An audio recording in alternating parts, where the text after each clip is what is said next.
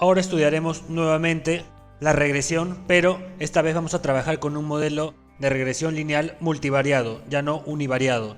Los resultados van a ser prácticamente los mismos, con la diferencia que ahora vamos a encontrar un coeficiente más en el tercer cuadro, y que en el cuadro de regresión, donde vamos a elegir los rangos de entrada, en el rango de X no solo vamos a elegir el vector de la primera variable explicativa, sino vamos a elegir la matriz que contenga cada una de las variables explicativas.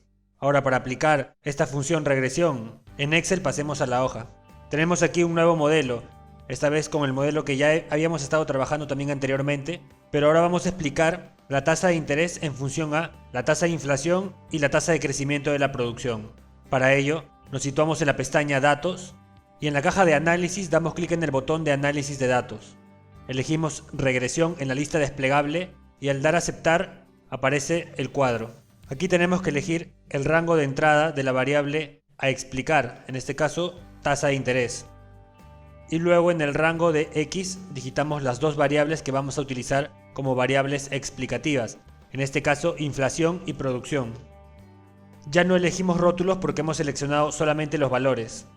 En rango de salida vamos a elegir la celda G7 y pediremos que nos entregue nuevamente los residuos. Damos clic en aceptar y vemos que ya tenemos los resultados. En el tercer cuadro vemos que se duplica el intervalo para los parámetros estimados, por lo que eliminaremos los dos últimos. Vamos a trabajar directamente con 95%, así que no necesitamos que nos entregue dos intervalos distintos. Como no lo hemos especificado así, como dejamos 95% de nivel de confianza, vamos a eliminar estas dos últimas columnas. Bien, esos son los resultados. Tenemos las estadísticas de la regresión, el análisis de varianza, los coeficientes y el análisis de residuos.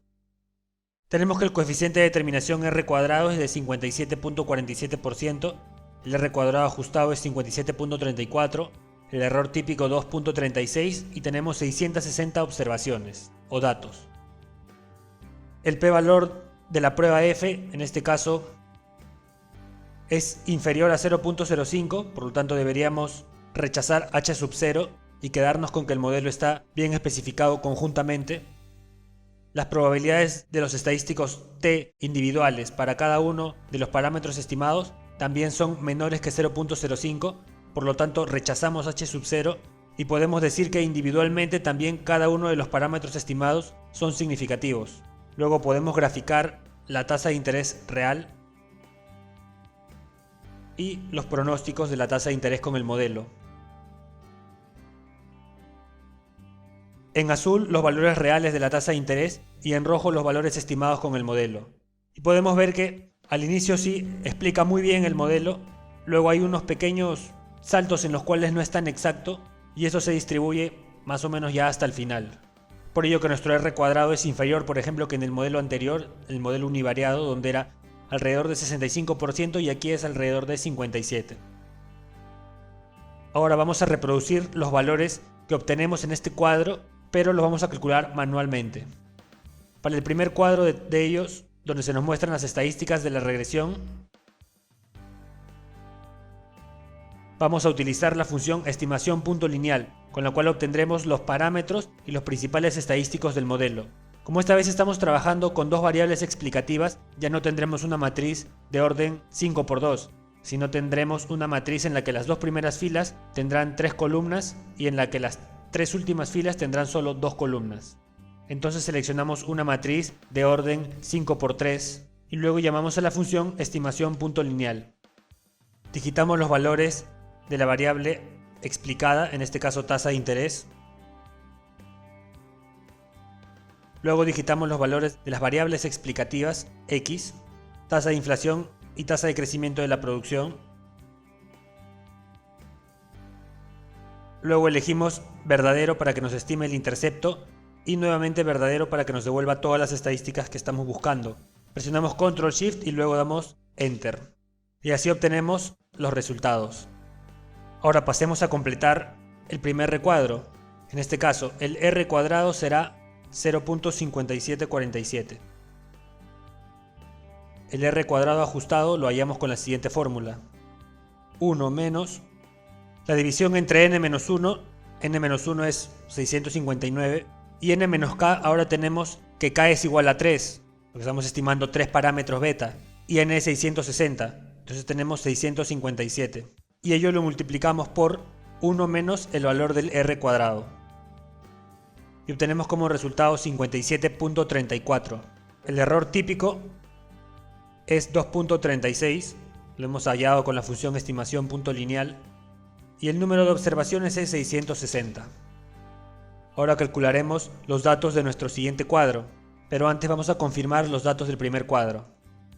Tenemos que el coeficiente de terminación r cuadrado es 0.5747, el r cuadrado ajustado 5734, el error típico 2.3639 y 660 observaciones. Hemos calculado correctamente cada uno de los estadísticos. Ahora para el análisis de varianza, los grados de libertad de la regresión son k-1, k es 3, tenemos 3 parámetros que estamos estimando, entonces tenemos 2 grados de libertad para la regresión. Para los residuos y n-k, donde n es 660 y k es 3, porque estamos estimando 3 parámetros, 657. Y los grados de libertad totales son la suma de ambos grados de libertad, 659, que si los comparamos con el cuadro son exactamente los mismos. Para la suma de los cuadrados, la suma de los cuadrados de la regresión aparece en nuestro cuadro de estimación lineal, en este caso es 4961. La suma de los cuadrados de los residuos o de los errores es 3671. La suma de los cuadrados total es la suma de ambos números. Si vemos en el cuadro calculado por el complemento análisis de datos, vemos que tenemos exactamente los mismos números, 4961 para la regresión, 3671 para los residuos y 8632 para el total. El promedio de los cuadrados es la división entre la suma de cuadrados sobre sus grados de libertad. Entonces realizamos la división. Igual para el segundo caso. Y el promedio de los cuadrados totales es la suma de ambos promedios. Ahora si comparamos estos promedios de los cuadrados vemos que en el primer caso es 2480, que es exactamente el mismo calculado en el cuadro, y el segundo es 5.58, que también es el mismo calculado en el cuadro. Para el valor f tenemos la fórmula aquí al lado, debemos dividir ambos números calculados anteriormente. Y obtenemos como resultado 443.89, que coincide con el valor en el recuadro. Ahora calcularemos el p-valor del estadístico f, y sabemos que este valor f se distribuye como una f de Fisher con k-1 y n-k grados de libertad, y que la distribución es con cola a la derecha. Por lo tanto, llamamos a la distribución f con cola a la derecha. X será el valor de la f y los grados de libertad, primero k-1, es decir 2, y luego n-k, es decir 657. Y obtenemos el siguiente resultado, que ahora lo vamos a comparar. Y vemos que el número es exactamente el mismo. Luego lo dejaremos nuevamente con formato de número para evaluar la hipótesis. Ahora seguiremos completando el tercer recuadro. Los coeficientes los hemos calculado con la función estimación punto lineal. Beta 1, luego beta 2 y beta 3. Para calcular sus respectivos errores típicos necesitamos la matriz X transpuesta X inversa. Tenemos que construir primero la matriz X, luego X transpuesta y luego hallar la multiplicación para finalmente invertirla. Entonces, construimos la matriz X. La primera columna está compuesta por números 1.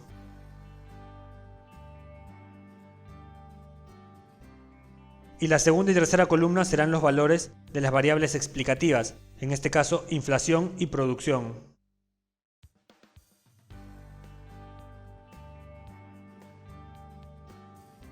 Una vez construida la matriz X, construimos la transpuesta. Para ello seleccionamos todos los valores de la matriz X y los pegamos como transpuestas.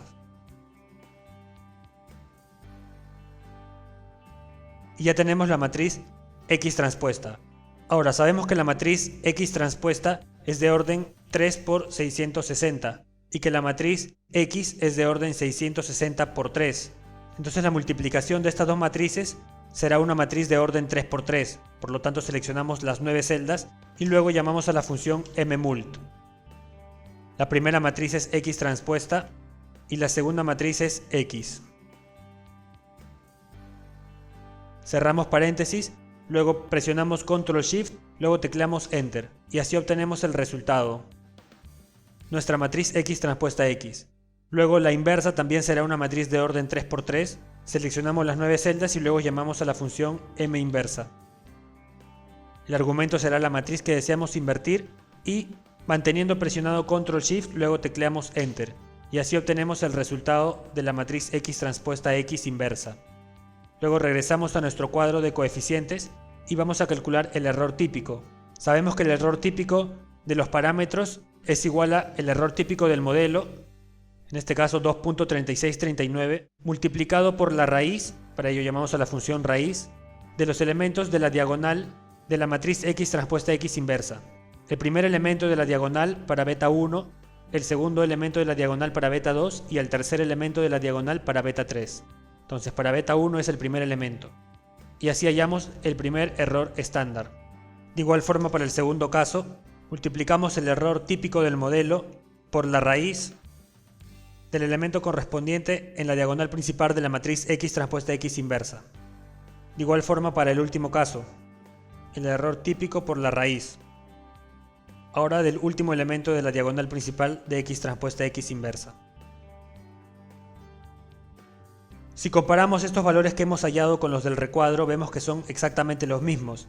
0.176 en el primer caso, 0.032 en el segundo caso y 0.019 en el último caso.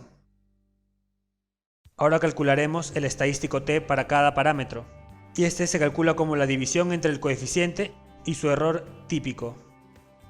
De igual forma para los demás casos.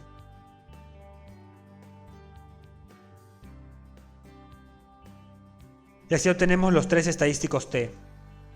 7.08 para el primer caso, 29.78 para el segundo caso y 4.80 en el último caso. Ahora, para calcular el p-valor sabemos que este estadístico t se distribuye como una t de student con n-k grados de libertad y es una t de 2 colas. Entonces para ello llamamos a la función distribución t de 2 colas. El valor de x será el estadístico t calculado y los grados de libertad serán n-k, en este caso 657. Y así obtenemos el primer resultado del p-valor. En el segundo caso, nuevamente llamamos a la función distribución t de 2 colas, digitamos el estadístico t y luego los grados de libertad. En el tercer caso, igual, t de 2 colas, el estadístico y los grados de libertad.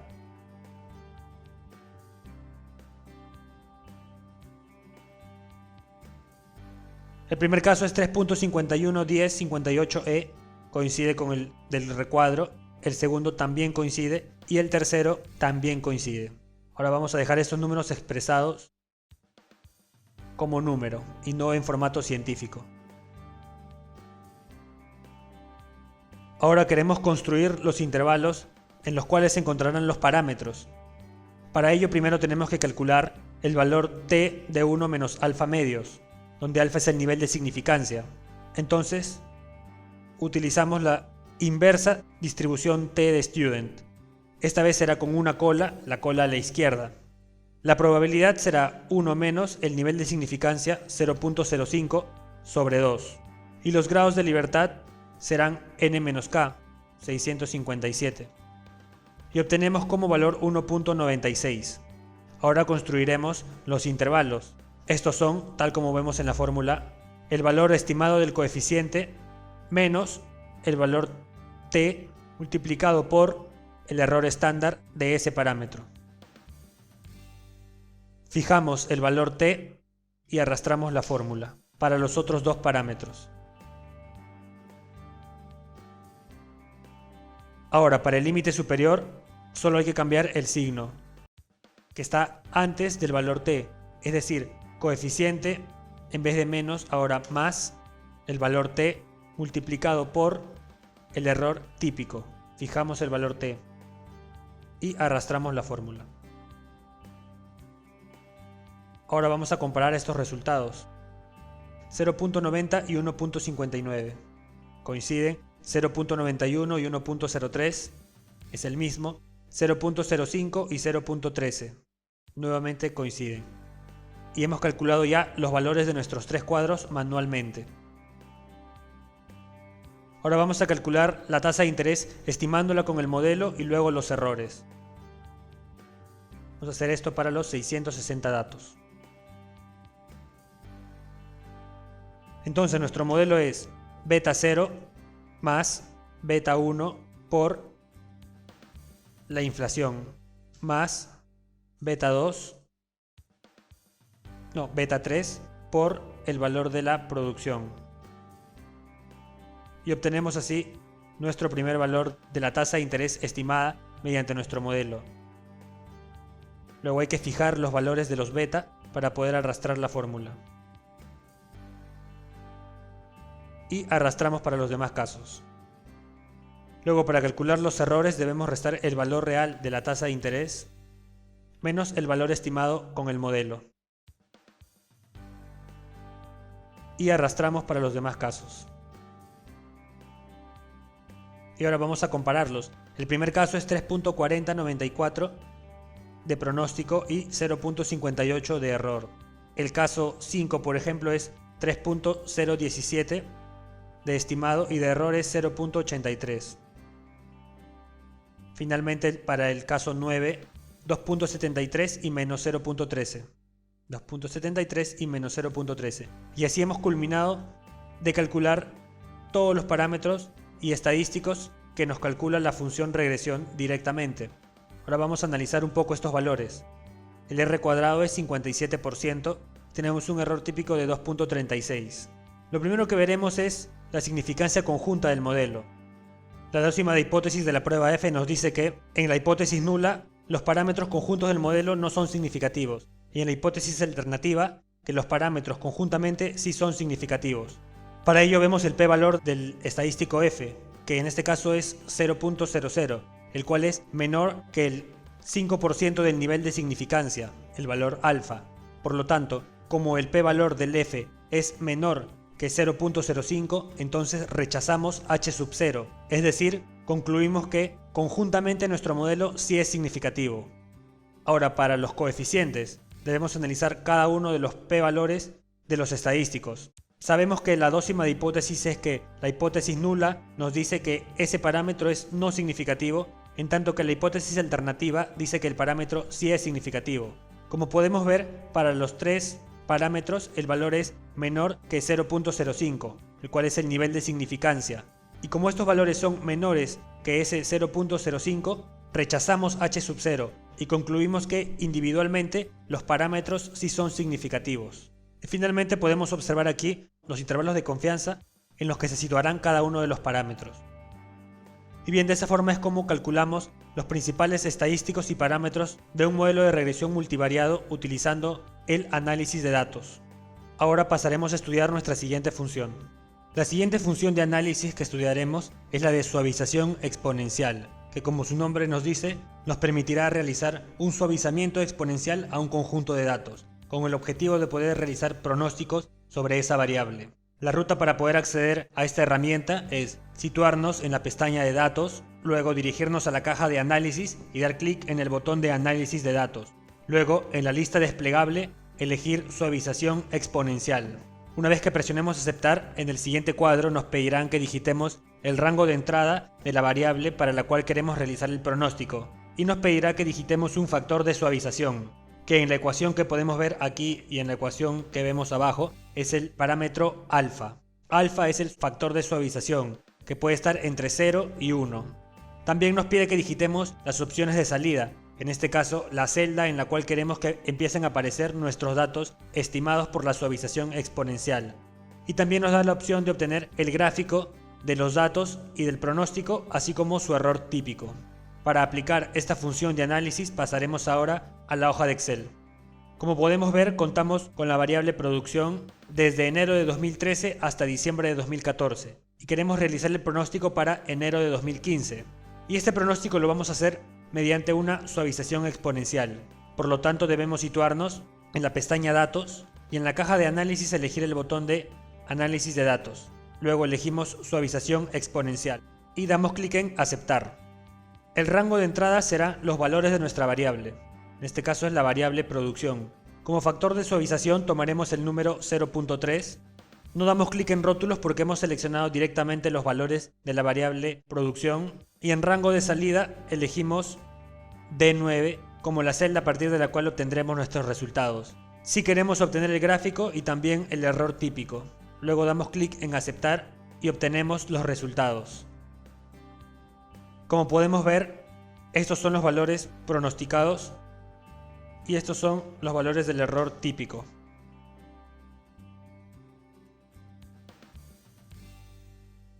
Para el pronóstico, el primer dato nos aparece como NA debido a que no puede calcular un pronóstico para el primer valor porque no hay un valor anterior a ese.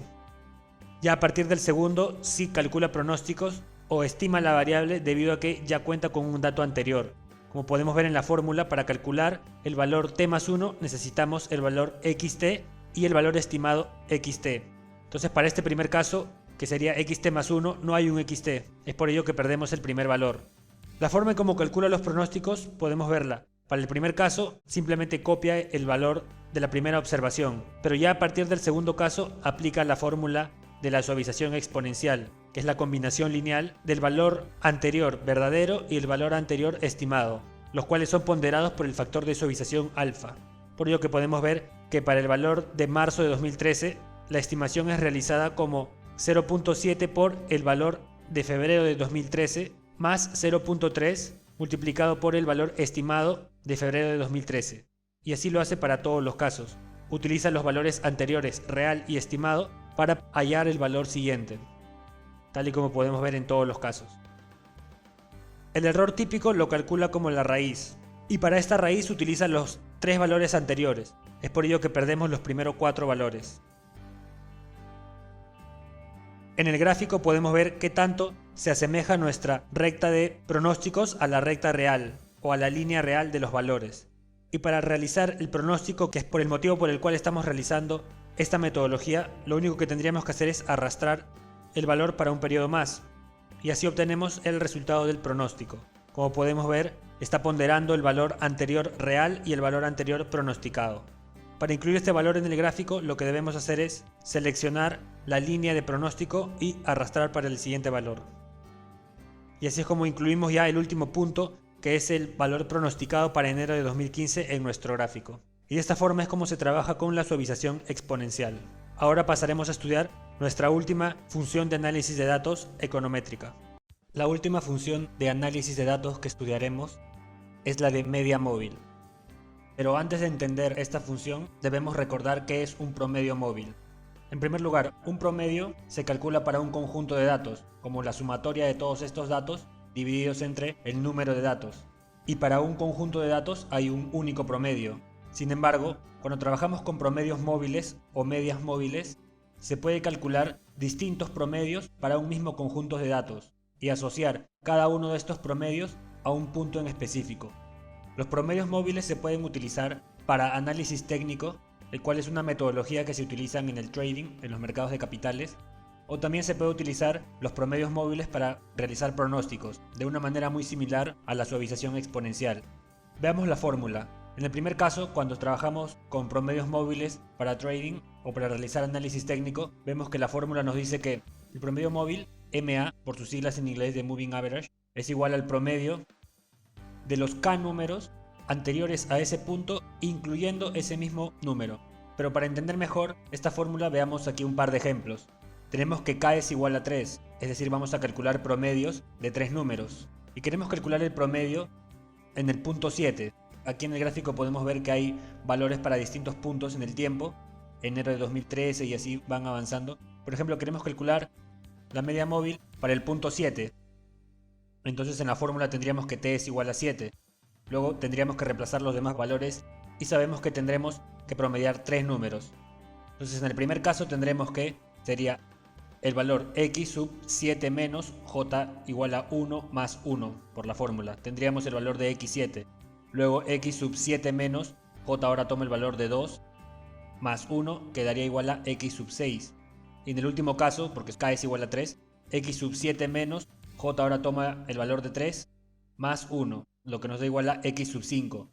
Entonces, para calcular el promedio móvil del punto 7, tendríamos que realizar el promedio de los valores 7, 6 y 5. Es decir, x7 más x6 más x5 dividido sobre 3. Y ese sería el promedio móvil del punto 7. Entonces estamos calculando aquí un promedio móvil utilizando incluso el mismo valor 7. En el caso del promedio móvil para el punto 8, tendríamos que promediar los valores número 8, el valor número 7 y el valor número 6. Y es por ello que se llaman promedios móviles, porque los promedios van moviéndose entre uno y otro. Aquí para el promedio móvil del punto 7 utilizamos los números 5, 6 y 7. En cambio, para el promedio móvil del punto 8, estos números se han movido, dejando de lado ahora el 5 y pasando al 6, 7 y el 8. Así es como se trabaja con los promedios móviles para el análisis técnico, con esta fórmula. Para calcular un promedio móvil de un punto específico utilizamos los valores anteriores, incluyendo ese mismo valor. Ahora, en el caso que querramos realizar pronósticos, para proyectar un valor x sub t más 1, utilizaremos el promedio de los valores anteriores a ese número, sin incluir el valor correspondiente a ese punto t más 1. Nuevamente, para entender mejor esto, veamos un ejemplo. Nuevamente tenemos que k es igual a 3, o sea, vamos a realizar promedios de 3 números. Ahora, queremos proyectar el valor para el periodo 8, y para poder realizar esta proyección utilizaremos los valores anteriores al punto 8. Si reemplazamos los valores en la fórmula, al igual que en el caso anterior, tendremos los valores 7, 6 y 5. Es decir, para hallar el valor proyectado del punto 8 utilizaremos los puntos 7, 6 y 5, sin incluir el punto 8, a diferencia del caso del análisis técnico, donde sí incluíamos el punto correspondiente al promedio que queremos calcular. Igual en el caso de el punto número 9, si queremos proyectar el valor en el punto 9, utilizaremos el promedio de los valores 8, 7 y 6, sin incluir el punto 9. Nuevamente, en el caso anterior, para calcular el promedio móvil del punto 8, sí utilizábamos el valor 8, el 7 y el 6. Esas son las dos diferencias en la metodología del cálculo del promedio móvil, para análisis técnico o cuando queremos realizar pronósticos. Ahora, en Excel contamos con esta herramienta y para poder acceder a ella tendremos que dirigirnos a la pestaña Datos, luego situarnos en la caja de análisis, dar clic en el botón de análisis de datos y luego seleccionar media móvil. Cuando damos clic en aceptar, obtenemos una ventana en la que tenemos que digitar como rango de entrada los valores de la variable para la cual calcularemos los promedios móviles, indicarle si estamos seleccionando los valores con rótulo o sin rótulo, y en intervalo digitar el número k, es decir, cuántos números vamos a promediar. En nuestro caso, en el ejemplo que estábamos explicando, k era 3. Podemos tomar promedios con un intervalo mayor, por ejemplo 4, 5 o 6, y se calcularán para cada punto promedios con los k valores anteriores. Luego, en opciones de salida nos permite digitar el rango de salida, que es la celda donde vamos a obtener los resultados. Asimismo, nos permite obtener un gráfico de los promedios móviles y el error típico de esto. Ahora, para pasar a aplicar esta función, pasaremos a la hoja de Excel. Como podemos ver aquí, tenemos las observaciones de la tasa de crecimiento de la producción. Tenemos en total 24 datos y queremos realizar una proyección para un último dato. Entonces vamos a realizar el cálculo de las dos formas. Primero, hallar los promedios móviles en el caso que estemos trabajando, por ejemplo, con los precios de un activo, o de la segunda forma cuando querramos realizar la proyección de un valor. Hacía hincapié en esto porque nuestra variable aquí es producción, es la tasa de crecimiento de la producción. Sin embargo, las medias móviles con la metodología para el análisis técnico es más utilizada cuando trabajamos con precios de algún activo. Y en el ejemplo aplicativo veremos cómo es que se trabaja con una metodología que aplica las medias móviles de una manera muy sencilla, pero que es muy utilizada en los mercados de capitales, la cual es la del cruce de oro. Pero aquí utilizaremos estos mismos valores de la tasa de crecimiento de la producción para utilizar la metodología del análisis técnico. Entonces, lo que haríamos sería situarnos en la pestaña de datos, luego en la caja de análisis darle clic al botón de análisis de datos. Luego en la lista desplegable elegir media móvil y dar clic en aceptar. Cuando le damos clic en aceptar se apertura esta ventana y tenemos que digitar primero el rango de entrada, en este caso nuestra variable. Si hemos incluido el rótulo de producción, así que le damos check en rótulos. El intervalo vamos a trabajar como en la presentación, un intervalo de 3, es decir, vamos a promediar 3 números, este es el valor de K en las fórmulas. Y el rango de salida, en este caso será la celda D9. Si queremos el gráfico y también queremos que nos muestre cuál es el error típico. Luego damos clic en aceptar y obtenemos los resultados. Aquí aparecen solo los números. Vamos a arreglar esto.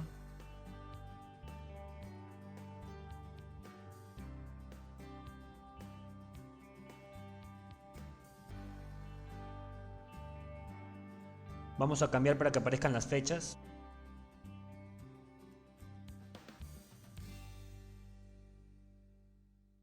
Bien, ahora ya aparecen las fechas. Entonces, este es el primer cálculo que tenemos. Veamos qué es lo que ha hecho la función. Le damos doble clic y vemos que ha calculado el promedio de los 3 números anteriores y los ha situado en ese punto. Es decir, para marzo de 2013 ha calculado el promedio de los valores de enero, febrero y marzo. Marzo incluido en este mismo punto. Entonces estamos en el caso de promedio móvil para análisis técnico. Se está utilizando para el mismo punto 3 los valores 1, 2 y 3 mismo. Así en todos los casos. Aquí, por ejemplo, en el periodo junio de 2014 está promediando abril, mayo y junio de 2014. Y este es su gráfico. Este es el gráfico de la media móvil en el caso de, le pongo entre paréntesis 3 porque el valor de K es 3, tomando promedios de 3 números.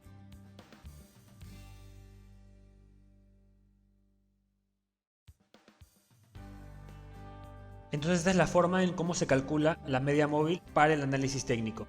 Ahora lo que haré será copiar este mismo gráfico y lo pegaré. Bien, ahora queremos la siguiente metodología, cuando trabajamos con pronósticos. Entonces en ese caso, lo que tendría que hacer sería mover los resultados que me arrojó la fórmula. Y ahora que los he movido, hay que ver cómo es que está calculando Excel los valores. Bien, y aquí podemos ver que, por ejemplo, en el punto 4, abril del 2013, está calculando el promedio de enero, febrero y marzo. Ya no está incluyendo el valor de abril. Entonces ahora estamos en este segundo caso de pronósticos. Estamos utilizando el promedio de los valores anteriores sin incluir el valor de ese punto. Bien, ahora ¿cómo mostramos esto en el gráfico? Cuando le damos clic a los valores del pronóstico, en este caso, se sombrearán estos valores, las observaciones y las medias móviles. Entonces lo que tenemos que hacer es mover el recuadro un valor hacia arriba y luego jalar para el último valor. Y vemos que nuestro gráfico se modifica y ahora nos muestra el valor proyectado para 2015-1. En este caso es este número. Si le damos doble clic vemos que efectivamente ha promediado los 3 valores anteriores, octubre, noviembre y diciembre de 2014, para hallar el valor de enero de 2015. Asimismo podemos ver las diferencias entre la metodología utilizando análisis técnico y la metodología para calcular pronósticos. Los valores van a ser los mismos, solo que en el caso de análisis técnico, este valor que voy a seleccionar en amarillo, 2.9627, correspondía al punto de marzo de 2013. En cambio, en pronósticos, este valor corresponde ya no a marzo, sino a abril de 2013. Sin embargo, el valor es el mismo. Anteriormente, en análisis técnico, teníamos igual el promedio de estos 3 valores. Ahora en pronósticos, nuevamente tenemos el promedio de esos 3 valores. Sin embargo, los usos son distintos. En el primero, lo utilizamos para análisis técnico, como les comentaba hace un momento, trabajar con la metodología del cruce de oro. En cambio, en el segundo caso, trabajamos con los promedios móviles para proyectar valores. Bueno, así es como concluimos con nuestro repaso de las funciones del complemento de análisis de datos. Quiero invitarlos a revisar nuevamente los ejercicios que hemos visto a lo largo de esta sesión, asimismo a resolverlos nuevamente y practicar con los ejercicios aplicativos. Quiero desearles mucha suerte en sus estudios y nos vemos en la siguiente etapa de esta sesión.